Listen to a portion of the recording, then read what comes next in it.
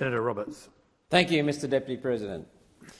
As a servant to the many different people who make up our one Queensland community, this second Albanese government budget is a time for reflection, a reflection on what this government promised and what it's delivered.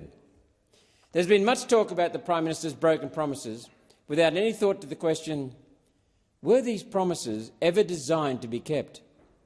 Or were these strategic promises designed to hide this government's Soviet-style agenda during the election campaign?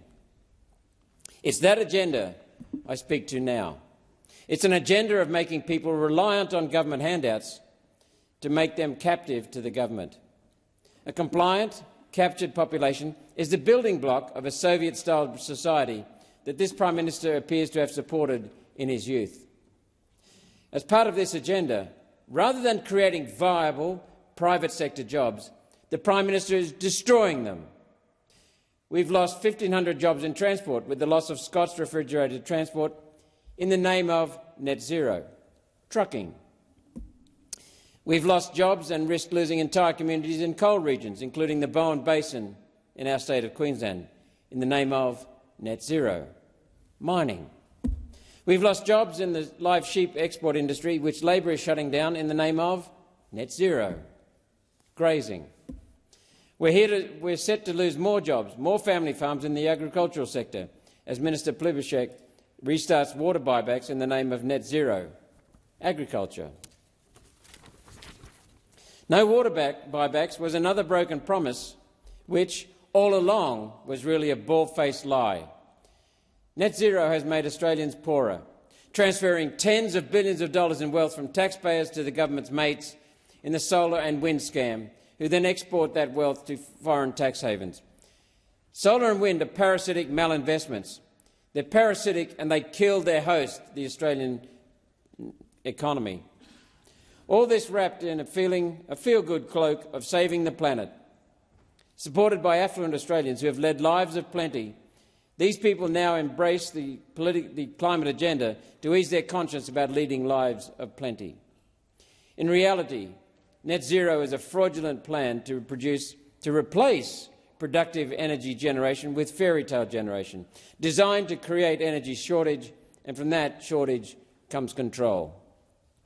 The only winners will be the billionaire carpetbaggers who are driving this agenda through their ownership of media, energy companies, and, of course, their ownership of political parties. The Prime Minister has given in to the foreign-controlled banks, foreign-controlled Australian banks, removing penalties for criminal banking behaviour. Surely criminal banking behaviour will follow.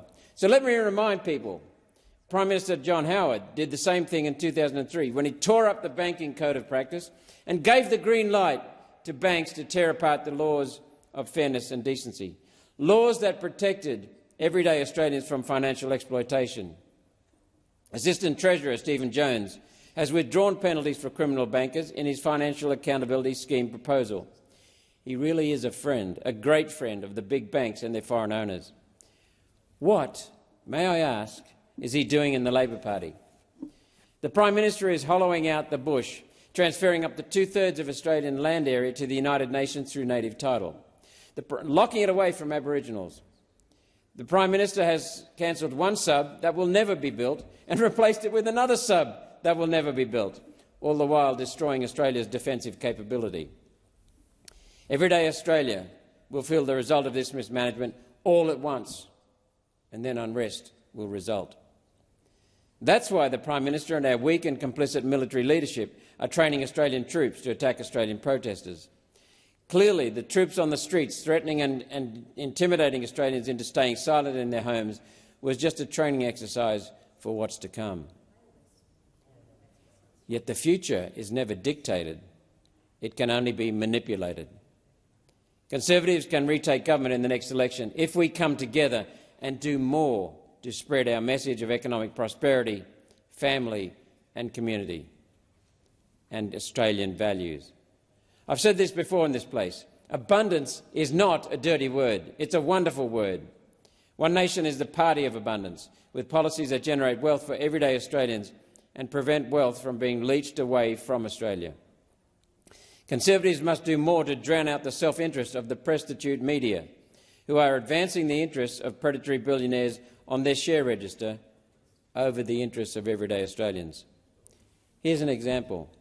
In the Senate committee hearing recently into One Nation's anti-vaccine mandate bill, we heard of a fine young Australian killed by vaccine mandates imposed by her employer, SG Global. SG Global is part owned by the Vanguard Investment Fund. Their primary shareholder is a South African company that is partly owned by Vanguard, and they use financing instruments from Vanguard. Vanguard use their ownership to force vaccine mandates that require the purchase of vaccines from Pfizer, a company Vanguard are the largest institutional shareholder in. See how it works? That's how the rich become richer and everyday Australians lose wealth, lose health, and with no explanation or media interest, lose their lives in unexplained deaths. More than 35,000 excess deaths. In Australia, in a world run by everyday Australians, this sort of crony capitalism would rightly be considered racketeering. And yet no action has been taken by the Uni Party to uncover the truth and dispense justice to the crooked. What do we hear from the Prime Minister is rhetoric around plans for better days, accompanied by handouts to make it look like he cares. Not to do good, but to look good. Handouts are government-funded fake jobs which will not lift the poor out of poverty. They will not provide a sustainable breadwinner job so necessary for starting and supporting a family. The indisputable truth here is that wealth drives social change, not the other way around. Handouts take wealth, they do not create it. This is why every policy that comes out of the anti-human Greens, the Teals and the Labor Party is about making people poorer, taking their home ownership, their spending power, their opportunity and, worse, taking their pride in order to break their spirit. This is not an unfortunate outcome of Albanese government policies. This is the agenda the Prime Minister was covering up with his empty promises during the election campaign. A deliberate strategy to return the public to poverty, where they can be controlled, indoctrinated and caged in their 15-minute cities. Even the Bank of England stated recently that the public had to get used to being poorer. The hell with that. Corporate ownership and influence in Australia has gone too far. Health has been compromised, as I spoke about during my recent matter of public importance on a COVID Royal Commission, which the Albanese government promised before it was elected. Education has been compromised, as I spoke about in my 2-minute statement on the sex education program of the UN and the UN's World Health Organization that can only be called child sexual grooming. And energy has been compromised, as Treasurer Chalmers' $15 billion income support in the budget shows. This giveaway is an admission of the failure of parasitic solar and wind energy to provide energy that people can afford. It's not just energy, of course. Food. Food is becoming much more expensive, and that process will continue until everyday Australians eat the bugs or lab meat, in vitro meat, cancerous meat. If this is not obvious to the chamber yet, then let me use an example from the Netherlands, where the globalist government of World Economic Forum lackey Mark Rutte has announced they're buying back 1,000 family farms from Dutch farmers and rewilding them, using taxpayer money to buy back farms and shut the farms, shutting food production. The purchase agreement, made at the point of an administrative gun, requires the farmers to agree to never farm their land or any other land in the European Union ever again. All that knowledge gone, that experience gone, all those farmers prevented from ever growing food again. Is this where Australia is heading? Under the inhuman Greens, the anti-human Greens? Under the Soviet Albanese government, the answer is yes, no doubt.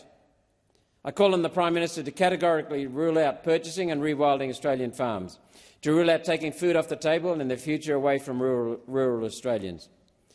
One Nation's message to the Prime Minister is this: Australia is not the Soviet Union, and it never will be. It's time Australian Conservatives left behind the fifth column of globalist infiltration that has infected parts of the Liberal and National parties and returned to genuine conservatism. History has shown the only way to lift people out of poverty and oppression is through economic progress. That's the basis for human progress. The last 170 years have been remarkable for that.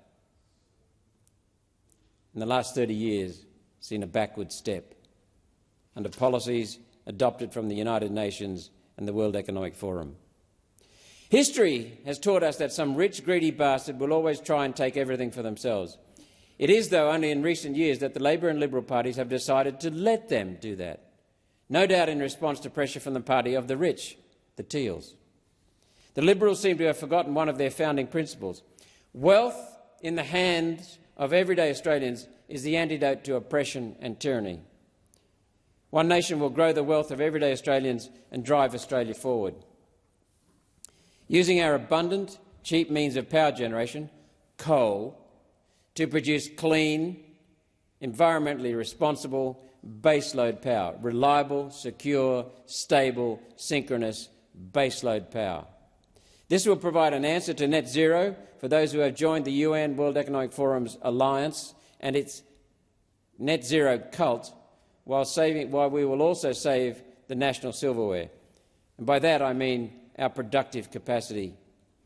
One Nation will use vehicles driven by internal combustion engines that power our productive capacity in a way electric vehicles can only ever pretend to do, and at a fraction of the cost of those monstrous electric vehicles.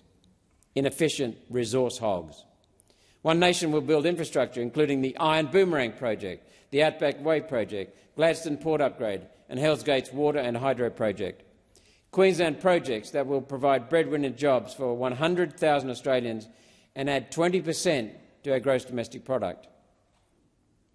The longer the Albanese government wrecking ball continues, the more Australia will need a One Nation Conservative government to restore wealth and opportunity to everyday Australians. Thank you, Mr Deputy President.